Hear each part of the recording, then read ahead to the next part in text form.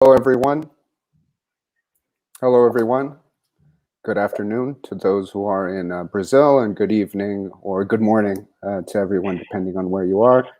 We're back for another Brazilian Politics Live, the video live version of our podcast, Brazilian Politics. My name is Michael Lopez. I'm joined by Lucas Aragão and Thiago Aragão from Sao Paulo and Washington, D.C., respectively. How are you guys doing today? Everything great, Michael. Everything great. It's a pleasure to be here. All right. So just getting right into it, I think we can agree that this has been a very busy couple weeks since our last recording. There are many changes to the stakeholders involved in the crisis here in Brazil, the relationship between the government and Congress, especially with the Speaker of the lower house, Rodrigo Maia, but also some very important developments in Congress. So just getting right into it, I think we can start with some of the more recent actions of President Bolsonaro. This past weekend, I believe it was on Sunday, President Bolsonaro attended a protest organized by a group of his core supporters. The protest took place in front of the army headquarters here in Brasilia. It was a group that included some very, I would say, radical positions. It was a controversial decision for President Bolsonaro to attend this event. You know, there were banners present at the demonstrations calling for things like the closing of the federal Supreme Court or the shutting down of Congress. But it's important to mention that while attending the event, Bolsonaro gave a speech. And during his speech, he was very careful with the words that he used. He did not mention any of these more radical decisions. He continued his discourse of downplaying the quote unquote traditional politics, the quid pro quo style of negotiating with political parties. So in a sense, he uses a kind of ambiguous strategy, a dual strategy in which he, on the one hand, legitimizes his more radical supporters by attending a protest that they organized. But on the other hand, he's careful to protect himself politically from eventual criticism coming from the press or the political world as a whole. So I'd like to direct this first question to Thiago. Could you give us some context on how this decision was perceived by the Brazilian political world and what effect it can have on the management, especially of this pandemic crisis, but the broader political landscape as a whole? Well, Michael, ambiguity, I think it's the right word for this particular event that occurred on Sunday in Brazil. President Bolsonaro, he attended an event that had very radical expectations and comments in relation to what the protesters wanted towards the Brazilian society and the Brazilian state. And the fact that he never endorsed it literally in his words is a technique to protect himself further down the line. So when we look at Bolsonaro's support right now, it's basically the configuration of the voter in Brazil is divided into three major blocks. The bloc that supports Bolsonaro in a loyal manner, this intermediate bloc that might support some policies towards Bolsonaro, or the individuals that can claim that they don't like Bolsonaro, but they like the Ministry of Economy, or they like other things in related to the administration. And the third bloc, which is more radical against Bolsonaro. When he decides to reinforce his position towards the first bloc, this is a strategy in which he is protecting himself in the future from any speculation of impeachment or whatever, by having at least between 25 and 30% of the voter strong on his side.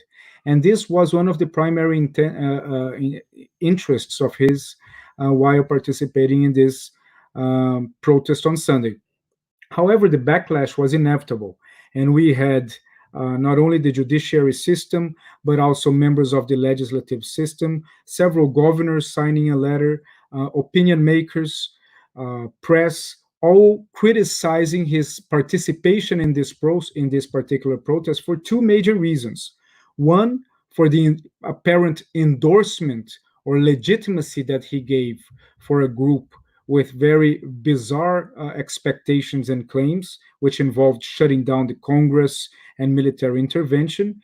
And second, because of his position against what is expected for an individual to take while on the coronavirus crisis, basically stimulating a public gathering, which goes directly on opposite lines with what we are seeing in the world in relation to gatherings in the outside.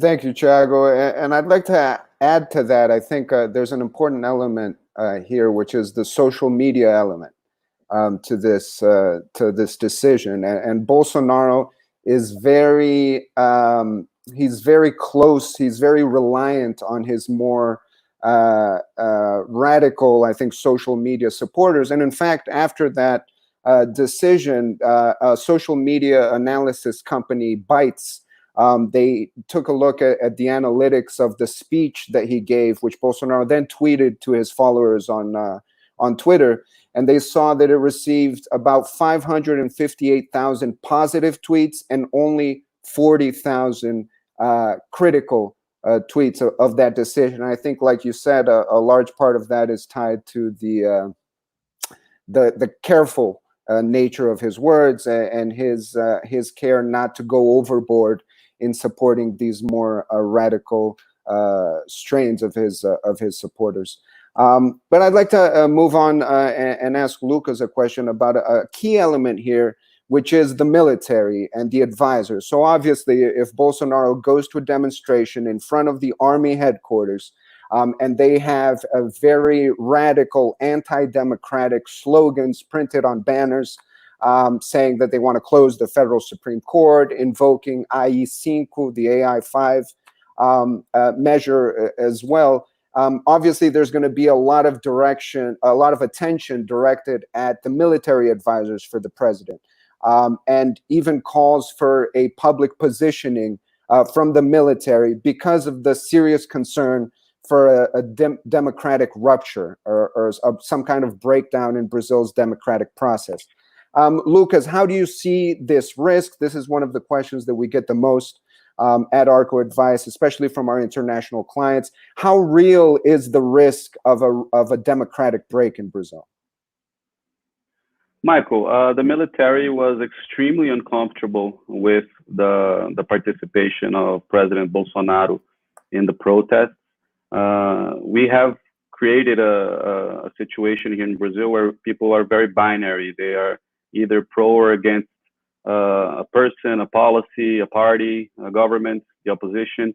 But the military has become with different views regarding this tense relationship between the branches. First of all, they do believe that this is a Congress that does not want to help the positive agenda for the country. They deeply and internally criticize Rodrigo Maia and the leaders of the House for not just openly voting in a way that they want, but wanting to negotiate and have something back in a horse trading kind of strategy that we've seen in the past become the status quo in Brazil. So they realized that and they criticized that. That said, they became extremely uncomfortable with the participation of Bolsonaro in the protests, even though President Bolsonaro did not defend with the words the closing of the Congress and the closing of the Supreme Court. And just as he said, a couple of days later, when he was in front of the Congress and one of his supporters said that he should shut down the Congress and the Supreme Court, he responded it saying that the Supreme Court and the Congress was his house and their house as well, and they will be opened as it should be in a democracy. But they were uncomfortable with his presence in a protest that had the participation of people requesting such demands which are not compatible to a democracy. That said, going straight forward to your answer, there is no risk of an institutional rupture in Brazil. We're going to have elections in 2022. Bolsonaro could be running for re-election, could win re-election. An opposition could win re-election. Someone else could win the election, but we're not going to have a military intervention in Brazil. Why? First of all, and most importantly, the armed forces do not agree with that, do not want that, will not back it. People tend to think of the armed forces as this unified institutional group, like a political party, as they like if they have a north in terms of political agenda and political interests. The armed forces, they have a lot of influential people. Some of them think very differently from each other, but they are deeply respectful of the Brazilian constitution and of their power and of their support of the Brazilian constitution. I've spoken to many four-star generals in this last couple of months, some of them who are now ministers now.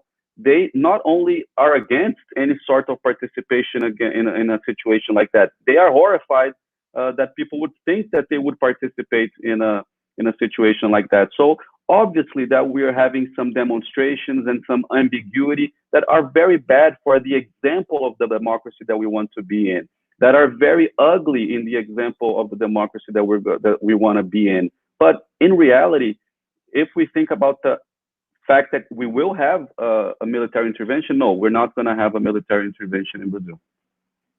Thank you. I think that's very well put. And I think another important detail is that the military advisors to the president, the military ministers, the members of the presidential cabinet, they have an open communication channel with the leaders of other groups in Congress, in the judiciary.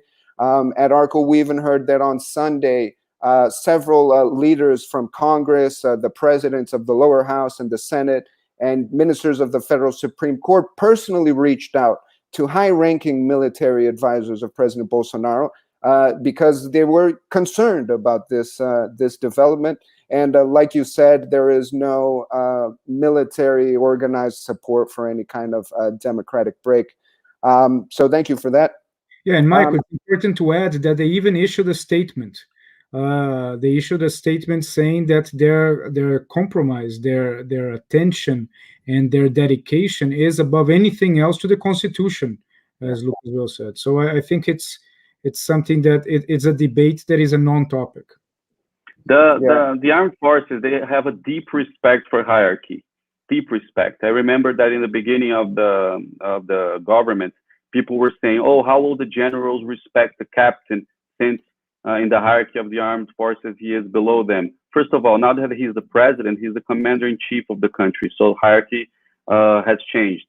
When they see Minister Mandetta even respecting, and most of them agreeing with the technical position of Mandetta and backing Mandetta in the technical aspects of it, they were critical of Mandetta for not at some point teasing and provoking the president, because despite of the merits, they wanted the hierarchy to be respected, and in their hierarchy, the Constitution is the number one in the country.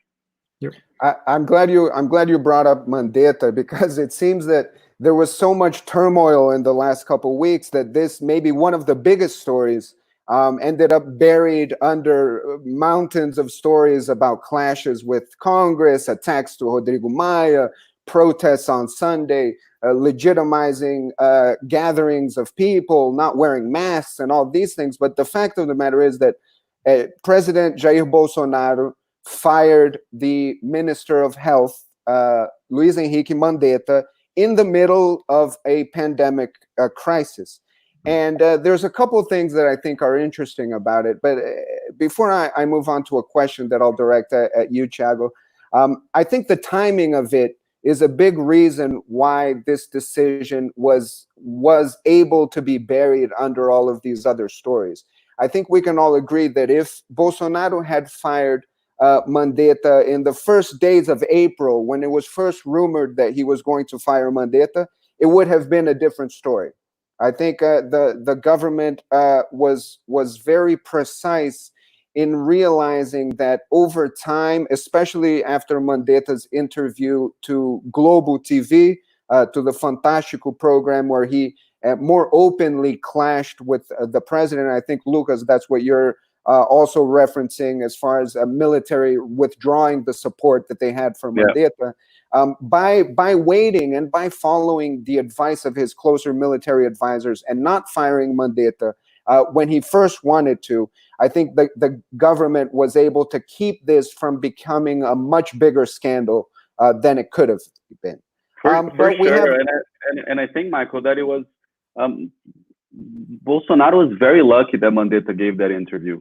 Yeah, because Mandetta was already, bored, sick and tired of being Minister of Health. The thing that he wished the most was to be fired at that moment. And by giving that interview, all the cards aligned in the direction that Bolsonaro wanted, that the military wanted, and that Mandetta himself wanted. So I think it was a luck move for everyone in that situation. Yeah, no, I agree with you. But the fact of the matter is we have a new Minister of Healthcare, Nelson Teich, he's a private sector guy. I mean, I think also part of the reason why the decision wasn't as criticized as it could have been is that his replacement has a very good reputation. He's known as a smart, competent manager. But without a doubt, he's going to be facing very serious obstacles. We were talking about this earlier, and we were using the metaphor of the movie Speed, where Keanu Reeves has to jump on a bus that can't slow down. If it slows down, it explodes. And so Nelson Teich is kind of jumping onto this bus that is already in motion. So it's going to be a challenging situation. Thiago, what do you think about this mission that he has? Is he going to be able to save the people on the bus, or could you give us some context around it? Well, some people will be saved and some people won't. It's slightly, not slightly, it's definitely more tragic than the episodes that Keanu Reeves had. What we have to see is that when you change the command of something as critical as fighting a pandemic in the middle of the process, you lose at least time. So time, you lose some critical weeks simply for the reorganization of policies, reorganization of having new teams, understanding your mindset. You lose time in trying to understand yourself, how the public machinery functions and works. And that's perhaps what I see as the main difficulty that he will face.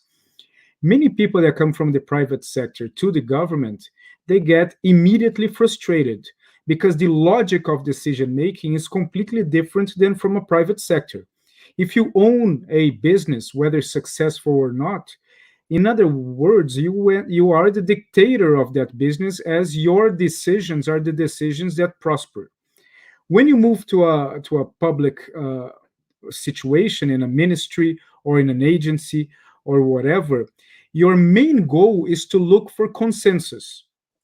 Is targeting consensus with individuals that they like you sometimes before knowing you, they hate you before even knowing you, they disagree even before knowing what you have to say. So the construction of consensus in the middle of a pandemic, it's something that requires an expertise and a technique that it's impossible for us to know if he does have those expertises and techniques. We have to see how it develops. However, one of the critical points here is that also the logic from the private sector to manage anything is the logic of making money, while the logic in the public sector is how to wisely spend money. So it's a conflicting logic that you have to switch your brain when you assume a position like that, when you occupy a position like that, with the timing working against you, with the public pressure on top of you at the same time, and that at the end of the day, your major victory is simply avoiding a huge defeat, because somehow we already have a defeat in our hands in relation to what's going on. There is no victorious. You either diminish the impacts of the defeat, or you let it get out of control. I think the main point for us to focus on Minister Nelson Teich's ability ahead of the Ministry of Health is how he will understand the management of the SUS, which is the Unified Health System of Brazil. SUS is a health system that grants free health access in several hospitals for Brazilians everywhere in the country. But the entire logic of SUS varies from region to region. So you have regions where this works fine, where the demand is low, where the amount of doctors is relatively high. But you also have other regions in the countries that SUS works poorly, the infrastructure is terrible, and they constantly lack the minimum amount of equipment possible. So managing those things and at the same time developing a consensus for financial support from the Ministry of Health, for a joint communication towards every governor of what is the government's policy. Minister Taish, for example, he wrote articles before getting in this position, reinforcing that he agreed with social isolation, and that the need for exams and tests is the critical issue here in fighting this pandemic. So right now, we are still facing the problem of being under-equipped in relation to kits and tests. The amount of the lacking of tests is unbelievable throughout the country. So it's very hard for you to fight something that you actually don't know how well the other side is winning. And the question of social isolation was the central point that initiated the battle between Mandetta and Bolsonaro. And it even became an ideological dispute in Brazil in relation to social isolation. So I think that these are the immediate challenges that he has ahead of him. Yeah, let me ask you a question, because I think that's an interesting point, that this issue of social distancing.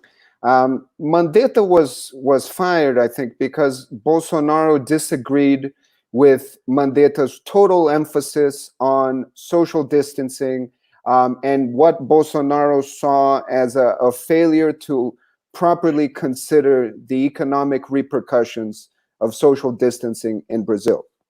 Now, from the articles that the new Minister of Healthcare has written, from the interviews that he's given, it seems that he's still following a very scientific line, defending social distancing and the need for testing, like you said.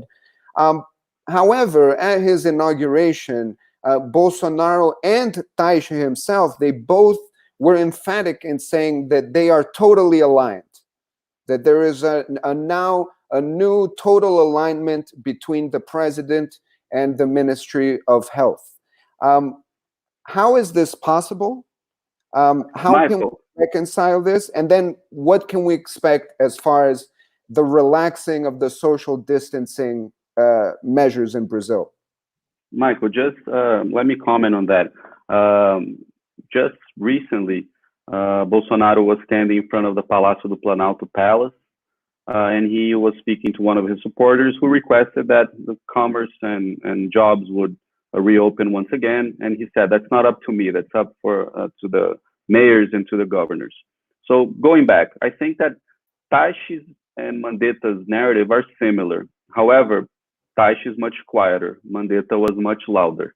Taish has been in the Ministry of Health for 1 week, and he hasn't given a press conference yet. The numbers are still going out. The data is still fully available, but he has been quieter. I think today he'll give his first press conference. Yes, in an hour and a half. So it's 5 p.m. Brasilia time, the first press conference. We don't know if that's strategy or it's just because that he just got into the job and he's getting acquainted with everything that's going on. But truth be said, he is much quieter on that because everyone knows that this will be a decision of the governors and of the mayors. And I think the second element, I spoke to a member of the chief of staff office who participated in one of the meetings with Nelson Taish and President Bolsonaro. And he told me that one thing that was very convincing to President Bolsonaro is that Taish came up with a business continuity plan, a post-crisis plan. So if we are going to open in 2 months, 4 months, 2 weeks, or whatever, what's the plan? How we would do it? Would we open? Would it be not that they would have the power to implement it, but this by itself is a power convincing tool for the governors, to show how scientifically and medically will be better to open in areas that maybe don't have that much cases. But anyways, he had a plan. So I think what irritated Bolsonaro at the end of the day was how loud Mandetta was how vocal he was in his defense. More formal. Exactly. Yeah, exactly. Yeah, and I will just add in this comment, Michael, that I think it's at the end of the day, it's very complicated for us to expect an economic mindset from the Ministry of Health. We have to demand an economic mindset from the Ministry of Economy. At the moment that the Ministry of Health has to balance his health and scientific visions towards a pandemic with economic elements, it loses his focus. The main goal in there is for you to have a Ministry of Health putting on their cards on the table, the Ministry of Economy putting their cards on the table, and the president being in the middle deciding how he will combine the two of them. And perhaps this is what we have to see. We have no option in the upcoming days. Yeah, and I think we'll see today at 5 p.m. Brasilia time. Maybe we'll get a better outline of what the practical differences will be in terms of recommendations for social distancing or what the plan is. So just moving on a little bit and going back to the speech that Bolsonaro gave in front of the army headquarters, a big focus of that speech, and in fact of his entire presidency, has been a rejection of traditional politics, right? Of the quid pro quo style of building a broad coalition over a large number of parties by offering positions, offering pork barrel amendments, and then having a unified coalition in Congress so that the government can approve its agenda. But in failing to build a coalition, the Bolsonaro administration, they've faced several obstacles. And it becomes especially difficult, I think, in a crisis pandemic scenario when you need alignment. You need to quickly unite and approve bills to not only help the healthcare system deal with the burden of the infected, but also the economic repercussions of social distancing measures and decreased commercial activity. So we've heard that Bolsonaro in the past week has been talking to leaders of the political center in Brazil, known as the Centrão, and that certain benefits are on the table for negotiation, more regional, second-tier type positions. But it seems that Bolsonaro has shifted this tactic as far as a coalition-based presidency. Lucas, could you give us some context on Bolsonaro's efforts to get closer to parties like the PP, Republicanos? How is he doing this, and what are the political consequences, and how likely is it to succeed? Michael, I think that the people that voted for Bolsonaro himself, the military, a good portion of the society, especially those who are more engaged in politics, they're not fond of the Centrão. They're not in love with the Centrão. They don't think that the Centrão represents the good in the Brazilian politics. I'm not saying that they're right or wrong. It's not a merit analysis. It's just a perception analysis of the society and part of the political world that supports Bolsonaro. But that said, let's face reality. We have 513 congressmen in the House of Representatives. We have almost 300 of them, 290, 300 that are members of the Centrão. These parties that aren't very clear on their ideology and have shifted through different supports of governments throughout the last couple of decades. You might not like them, you might despise them, but they're there, and without their votes, you get nowhere. And worse than that, with their votes, with something that you don't like, you can fall off the cliff really quickly with populist issues being approved, and eventually something like an impeachment, which helped. It was the Centrão who were supportive of Dilma who gave the votes necessary for her impeachment a couple of years later. That said, how do I see the situation? When the government was completely ignoring the Centrão and attacking Maia became the king of the Congress. He was swimming alone in the pool of the Congress, and he was alone in the influence and the power balance of the House of Representatives. The idea now that Bolsonaro is having is to try to break the Centrão a little bit. So getting closer to the former PRB, which is now Republicanos, It's an evangelical party. It's very cohesive, meaning that very hardly you will see the PRB or the Republicanos changing or diverging in the same bill. They normally vote in bloc, so it's extremely useful to have them by your side. He has been, and if I could just add, the sons, Bolsonaro's sons, with the failure of the Alliance for Brazil party, moved to the Republicanos party as well, so creating also this family connection.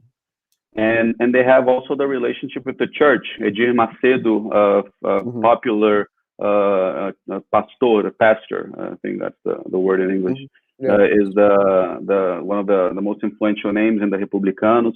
And Bolsonaro has also reached out to other parties as well, like the PL, which is also from the Centrão, the Progressistas, the PP, which is a party that has two extremely powerful men in Congress, Aguinaldo Ribeiro and Arthur Lira from the Northeast, both of them. He also spoke to members of the MDB, who is not cohesive as the PRB, but very numerous. So when you can find a convergence there is extremely valuable as well. So what he's trying to do is to diminish the strength of Maia and trying to create a Centrão 2.0 or a new Centrão, trying to divide the Centrão and trying to have some votes that might not be enough for him to advance his agendas. But now Bolsonaro has other problems with Congress, not only advancing his agenda, but trying to hold and hinder bills that could be extremely damaging to the fiscal side of the government, and also having some sort of buffer for protection of an eventuality that could happen in the future if there were an impeachment process, which I think it's very far, just to make it very clear. So that's what he's trying to do, to create some sort of protection. And he would add to this the already somewhat support that he has, but it's not cohesive, from the caucuses, especially agribusiness caucus and the evangelical caucus and the public safety caucus. The problem with the caucus, just to finalize, is that the most influential one is the agribusiness. The problem is the agribusiness caucus is only cohesive when it comes to agribusiness. When it comes to other issues, they diverge. They have other interests. They are from all over the country. They are from many parties. So when it comes to a bill that has nothing to do with agribusiness, their focus shifts.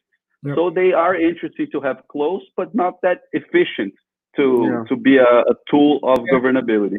Let me bring I think a good example of that, and maybe Thiago, you can talk to us about this, is the relationship with China. When the Brazilian government was engaged of criticism of China, the agricultural caucus was very critical of this because they have a very strong commercial relationship with China. Could you tell us a little bit about this context? Well, we have two parallel lines of thought inside the Brazilian government in relation to China. We have one that puts the commercial relationship with China as the epicenter and the most important point in the bilateral relationship. And this is where the agribusiness comes very strongly as a pillar of one of these approaches towards China. And then we have another parallel line that looks at China as a country that probably inhibits Brazil's capability to develop a more profound and better relationship with the United States, for example. So under these two views, there are basically challenges between what we have versus what we want to have. In one side, you have members of the agribusiness very happy with having a buyer such as China that basically buys 80% of the Brazilian soybean products, and also generating a suspense of our continuous capability of buying even more. And at the other time, you have precisely in the Ministry of Economy an interest in developing a free trade agreement with the United States, of getting some of the exports that we have to China and diluting between other countries.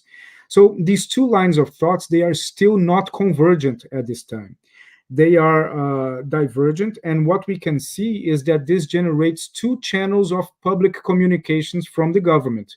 In one hand, you have Minister of Agriculture, for example, Teresa Cristina, praising and working hard in order to have China as an even more solid buyer of Brazilian products. And at the other hand, you have another minister posting memes on the Twitter and on the social medias, making fun of China and accusing them in relation to the coronavirus. Independently of who is right or who is wrong, it doesn't matter. It's not our goal here today. But this also translates to the parliament when you look at the composition of themselves in relation to certain measures coming from the government. And I think the important point that Lucas brought about the Centrão is that the Centrão is the first party to be rejected by the first group of individuals to be rejected by a new government, and the first one that this government seeks rescue when they need. And the logic of the Centrão is that it's a highly organized group of individual interests. So it's very hard for them to pledge conceptual support for President Bolsonaro, since their nature and their logic and their modus operandi is to readjust according to the topic that is presented in front of them. So it's very hard for them to promise a long-standing loyalty, even if they are ahead of the House of Representatives. But at the same time, when we have issues like China, we see what Lucas just mentioned in relation to the agribusiness caucus in Brazil. It dilutes as it would dilute within the Centrão, as it would dilute based on the interests and characteristics of each state where you will identify members of the Centrão. Yeah, thank you for that. And I think it's interesting to take into account the power that the Speaker of the lower house, the President of the House, has in Brazil. And like Lucas mentioned, the power to file away a possible impeachment request, for example, is a good example, added to the ability to establish a voting agenda. So with the reduction in the power of Maia from these attacks from Bolsonaro, from social media, who has turned pretty violently against Rodrigo Maia, how do you guys see the next election for the president of the lower house? I think we have a lot of names who are kind of in play right now. Marcos Pereira is one of these names. Arthur Lira is also one of these names. And they happen to be from the very groups that Bolsonaro is courting right now. I see this as a strategic effort from the government. Is there anything more to it than that, Lucas? Michael, I think just as a quick context of the role of the Centrão, look, the role of the Centrão in the past, when they were well-fed, they did not give that much trouble to the commanders-in-chief of the country. When their bills started to become not a priority, when their ministerial positions were taken, when they were handed a lesser important roles in the executive branch, they struck back against the President Dilma, for instance. Now, to just one point, the Centrão and the Congress, they don't know as well how to deal with Bolsonaro. He's a complete outlier, and he creates a situation of discomfort to the Congress. I've been reading a lot in social media, people saying, "Oh, when will Maia leave the presidency of the House?" First of all, it's not going to happen. Only if he resigns or the Congress takes his mandate or something like that. That's not going to happen. But he is uncomfortable. He doesn't like the position where he's at. Why? Because President Bolsonaro has shown immense resilience in his popularity. The last poll, we have to wait future ones to confirm, but the last poll showed around 30% of good and great and around 29, 30, or even more, 35% of regular. So about 70%, almost 65, 70%. It's a 2/3 approval rating, basically, right? Yeah, because regular is almost love in Brazil, as I usually say when it comes to politics. And when he directions this hatred of his and this highlight of his towards someone, they don't like it, because the Congress don't like to work under the radar, under their highlight. They don't like that. So when people ask me, is Maia absolutely worried about Bolsonaro's attacks in the social media and the Bolsonarismo after him, I answer, well, he might not be politically worried, but he's electorally worried. Nobody would like to arrive in 2022 from these leaders of the Centrão with a President Bolsonaro still resilient with popularity, because he could arrive there resilient in popularity, with all his cannons against these people. So they were willing to negotiate. And going back to the candidates, I'll be very quickly. I think we have today two front runners, Arthur Lira and Aguinaldo Ribeiro, not necessarily in this order. I think we have an underdog with Marcos Pereira.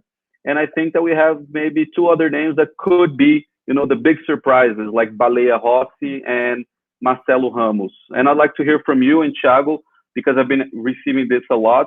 Who do you think would be the most hostile and the least hostile for the government and for Guedes' agenda in the Congress?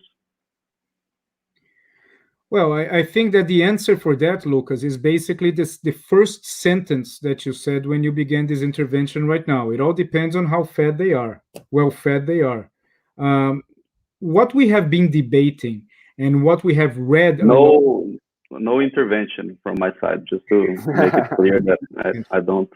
Your democratic expression. Yeah.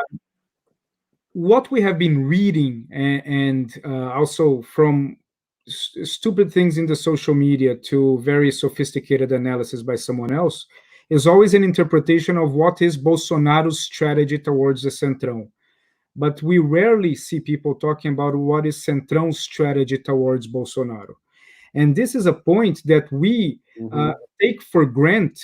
The simple fact that we believe that Centrão simply wants the presidency of the House of Representatives, and that's it, and they're satisfied. But that's not the case. One of the goals of the Centrão is to specifically influence in the inner circle of decision-making of the executive before bills of interest and before the ideas of the executive reaches the legislative, in order for them to have some sort of control over it. And this goal, which probably is not right now in the table as the two sides are seducing each other, but it will happen, and this is precisely one of the origins of the criticisms that began this debate between the executive and the legislative, was the understanding of the executive that the legislative wanted to influence in their own agenda creation. There is nothing stronger that the Centrão wants than influencing in the creation of the agenda. And who thinks otherwise is wrong. So either the government will change its modus operandi and accept that you will have foreign players, foreign individuals to the current core of the government, influencing in the tailoring of the agenda, or it will be a big surprise for them in 2021. I think another way to look at it is that whatever the Centrão ends up doing is going to be good for the Centrão. They know what they're doing. They know how to play the political game. Even though they were a group of smaller to medium-sized parties, today, with the radical changes that we've seen in Brazilian politics following the car wash investigation and the declining power of the larger established parties, the Centrão is one of the biggest players in Brazilian politics today. So I think to answer your question, the degree of hostility will depend on the communication between them. If the economic team and the government can align interests with the Centrão, they will go one way. If they try and clash and use social media, it will go a different way. I want to move on a little bit here because I think there's very important things happening in Congress right now. And maybe as a throwback to the podcast that we used to do, we can do a very quick fire segment where I'll give you a couple topics and then you give me what you think is going to happen with them. How does that sound? All right. So first one, the compulsory loan bill. Just for our viewers, this is a proposed legislation in Congress where companies in Brazil that have assets over $1 billion, the government would be authorized to request obligatory loans from these companies. I believe it's capped at 10% of profits for the previous year to help the government pay for this pandemic. Lucas, how do you see this happening? Well, the urgency for this bill was expected to be voted this week in the Congress. It just minutes ago was taken from the agenda of the vote. We don't know if this is already the Centrão Bolsonaro love affair working, or if it's the official agreement which was given that there was no consensus, and the Wellington Roberto, the author, decided to take it off to try to build consensus. But I think the most important thing is I don't personally think it will be approved. The urgency might be, but I don't think it will be approved in the House. It could be. There's a chance. As we all know, even Brazil, even the past is uncertain, but I don't think it will be approved. And just to finalize, the way that I understand the bill, it says it authorizes the federal government to request the compulsory loan. So it would be up to the Ministry of Economy. They could sit on their obligation and not request such loans. And they have been against the bill. They sent a paper today to the Congress saying we're against it. So yeah, and just a quick aside before I give the next quick fire topic to Thiago. I think that bill of the compulsory loans, I think it's PLP 34, is particularly emblematic of the lack of alignment between all of these actors, because the Bolsonaro administration is against it. The Centrão is for it. They authored it, and they're also the authors of the urgency. Maya is against it. The economic team is against it. So players that are clashing on different things agree on this bill. It's a perfect example of the confusion that's happening in Congress right now. But Thiago, to you, the plan to help states and municipalities, known as the Mansueto or Mansueto plan. Well, it's a controversial plan because it has been changed a lot in the House of Representatives. The expectation is that the House text, the House alterations would not be able to pass in the Senate, as what we can see right now, and what we were discussing before, the economic team is also against, and it would recommend for the president the veto of if that text from the House of Representatives is approved, and Bolsonaro would veto it. So although there is a possibility for the House to veto the veto, this is a very, very complex political move, and I don't think it would happen. So it's something that the chances of the current text from the House of Representatives to prosper are relatively slim. Lucas, the last piece of legislation, the last proposal, is the wartime budget, the war budget, which gives the government more flexibility to spend, to pay salaries, to hire personnel. What do you see happening to this proposal? And most importantly, to break or explode the ceiling of expenditures of the government. I think it's on its way. I think it's going to be approved, and it will be give more predictability to the financial team, the economic team, to do what they didn't want to do in the first place when they took the position in January, which is to give a fiscal predictability to Brazil. But it will help because it will allow the government to spend on what Brazil actually needs to spend right now, which is to protect the lives, protect the jobs, and help out those who need the most, and the companies to survive. And just a point on Mansueto's plan, Thiago, I think it's important to mention that the government has requested the Senate a couple of changes. First, some predictability in what the government will help, not just a blank check. And second of all, some trade-offs with the government, such as not increasing wages of the civil servants for the next 2 years. Exactly. Yeah, they want to see how much the whole Mansueto plan will cost. All right. Well, we're running out of time, so I'll keep this as the last topic of conversation. I think there's a lot that we could talk about, like provisional measures, the government's communication. But I want to talk about a broader discussion about priorities as far as Brazil is concerned, especially as far as the economic team is concerned. Because up until now, up until this crisis, the economic team had one priority, and it was fiscal austerity. And the crisis scenario brings an absolutely necessary 180-degree turn where you go from fiscal austerity to trying to figure out how you're going to deal with increased spending. Obviously, this is going to have big repercussions in the economy.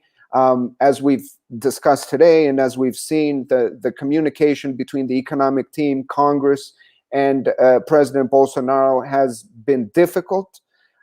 So I guess my question is, how has the Ministry of the Economy reacted as a whole to this change in priority, to the change in their reason for being in power? And then how do you see them acting in a post-crisis scenario? How do they get back on track to their original priorities of fiscal austerity, of balancing accounts, and of stimulating the economy? Well, I'm gonna start. Of course, it's very hard for you to change the entire logic of even the reason why you were placed in that position as Minister of Economy. The entire narrative of the government since the beginning was the narrative of diminishing the size of the state, diminishing the participation of the state in the Brazilian GDP, stimulating the private sector, stimulating growth, and basically less Brazilian, more Brazil. Exactly, less Brazilian, more Brazil. And then, ironically, we come with one of the largest situations in our generation that forces you to do exactly the opposite. So we have to, many used to see Guedes and still see Guedes as the ideal man to lead the ministry with the target of more Brazil, less Brazilian, diminishing the size of the state and bringing the fiscal responsibility. So right now, Guedes, he will have to adjust not only his mindset, but the entire sequence of logic and projects from the Ministry of Economy in order to open up and switch completely what was the main goal since his arrival in the ministry. I agree with that. And just to make a final comment on this, I also think that support for structural reforms that were under discussion before this scenario, it's still there. It still exists. Even in Rodrigo Maia, a few days ago, he gave an interview and he said, I'm still committed to structural reforms like administrative reform, like tax reform. These are nearly unanimous in Brazil, the need for these measures. So I think that if the situation allows it prior to the electoral period for the presidential elections, I think that the Ministry of the Economy will continue to do what they can to get Congress interested in this. A possible broader coalition could make this easier. And then finally, I also think they have other tools that they can use, like the privatizations program. That's something that we saw today, that Secretary of Finance in the Ministry of the Economy stated that the post-crisis scenario would involve an acceleration of the privatization program. The BNDES announced this week that some of the auctions that were scheduled for this year have been postponed, but at least two will take place. The sanitation companies of Rio and Alagoas, I believe, are still on the docket to happen this year, even if they happen virtually. So I think the Ministry of the Economy will continue. And this is attracting the attention of some important foreign investors, because this privatization agenda is one of the strongest threads that hold the foreign investment in Brazil interest. The main problem with privatization, just to finalize, is that the big ones, not subsidiaries and some smaller ones, but the big ones will require Congress. And the Congress has been very clear that they don't like the idea of a privatization. We would have to start a negotiation from scratch on there. It would be tough, not impossible, but tough. All right. Well, thank you, guys. Thank you to our viewers. We will be back at a later date, possibly next week, to talk about more on Brazilian politics. So thank you to everybody who tuned in, and have a good afternoon. Have a good. Thank you. Thank you, everyone.